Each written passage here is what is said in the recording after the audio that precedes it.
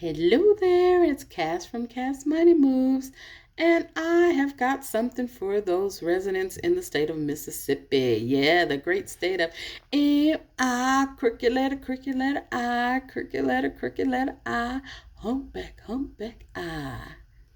You know what? I probably shouldn't have done that. Young people probably don't know what the heck I'm doing. Telling my age. Oh well, it's done. Let's get down to business. So, I had somebody reach out to me from the state of Mississippi just asking about it's called qualifying charitable organization contribution. So I was like, let me do a little research and see what I can find out for them. So those of you in Mississippi, listen up, or if you know somebody in Mississippi, send this to them, okay? And like, subscribe, follow, do all the things so you can stay up on what kind of tax credits are happening in your state. I'm going to try to do my best to find something in every state. I really am. Anyway, let's get down to business. So these are credits available for contributions to qualifying charitable organizations and qualifying foster care charitable organizations. So Mississippi is trying to help the people out and trying to help the babies, all about helping the babies. So on this, it's an income tax credit that's available for voluntary cash contributions to these organizations. And remember that qualifying and qualified words, excuse me. So this says you have to apply for an allocation of credit. So it lets me know you give, and then you have to submit some paperwork showing who you gave to, because I'm sure they're trying to make sure that these are qualified places that you're giving to.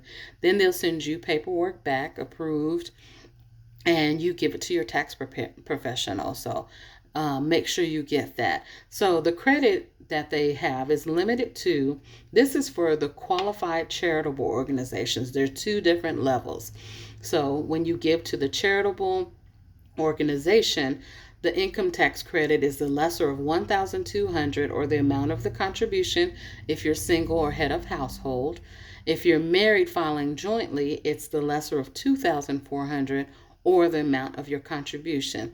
Now make sure you pay attention. It said married filing jointly. So if you do married filing separately, I don't think you can participate this. I don't think they will approve your gift. Okay. Then for qualifying foster care charitable organizations, when you give to them, it's a little bit higher. So the credit is limited to the lesser of $1,500 or the amount of your contribution if you're single head of household. Married filing jointly is the lesser of $3,000 or the amount of your contribution. So it's basically sounding like you get credit for what you donate, what you have contributed, you get, credit for. So that's pretty good. And for those of you that are interested in carry forward, it has a carry forward of 5 years. If you don't know what that is, again, make sure you contact your tax professional and ask, hey, what does this mean for me? Now, there are some limitations. So it says other limitations.